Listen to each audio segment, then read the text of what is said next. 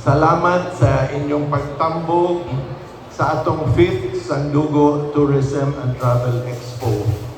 Ang inyong pagduyog gapakita sa atong pagtinabangay sa atong mahal nga industriya nga unta magpabiling lagsik o malaumon bisan sa hulga sa daghang mga challenges, no? We're all concerned about the reduced tourist arrivals over the past 4 months, mainly due to events beyond our control. The sad situation is happening in most destinations worldwide. But according to many travel experts and travel professionals, Bohol is still better off than a lot of destinations despite this current situation.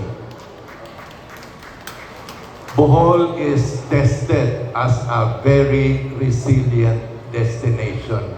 We have gone through worse. Naningkamot gihapon taron nga makadani gihapon sa atong mga bisita sa mga umaabot nga buwan.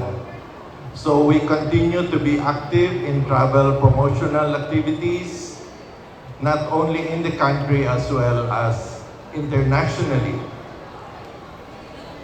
We have been meeting and collaborating with our industry partners like the DOT, Aboitiz, destination management companies, even with the Philippine Retirement Authority. Gahapon, may meeting. And we could also look forward to new or enhanced destinations. Dunay ongoing efforts ang atong City of Tagbilaran nga makamugna o effective and attractive city tour. Apil na dinhi ang kining Dao Market, which is just a stone's throw away, nga atong himuon nga day and night tourism attraction.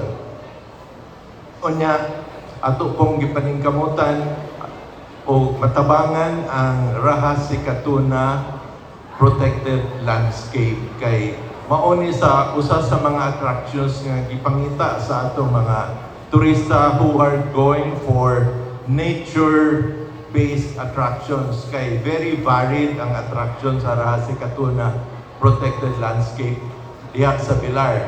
Naa ang lush forest, naa ang streams, wildlife nga birds, kagwang, naidaghang unggoy, napoy has. There are also caves and a lot of other attractions. They even have a night safari. So we can look forward to the development of these attractions with the help of DOT Region 7. This travel expo that the Bohol Tourism Office has organized is one of the efforts to energize our industry and pull our stakeholders together in working towards the goal of maintaining tourism as a major economic driver of our province. Let us just stay positive and remind ourselves that Bohol holds the distinction as the only UNESCO Global Geopark in the country and is the best destination in the Philippines as declared by the Department of Tourism. We have a well-managed international airport and our attractions remain intact. For these reasons, I am confident that Bohol will rebound as it always does. Ang ako lang hangyo o punta, we will carry on with being in the forefront of sustainable and responsible tourism. After all, this is our identity. This is our trademark. This way, we will be able to protect our main attractions, which are nature and culture. These are treasures that we can pass on to the next generation. Daghang kaayo salamat.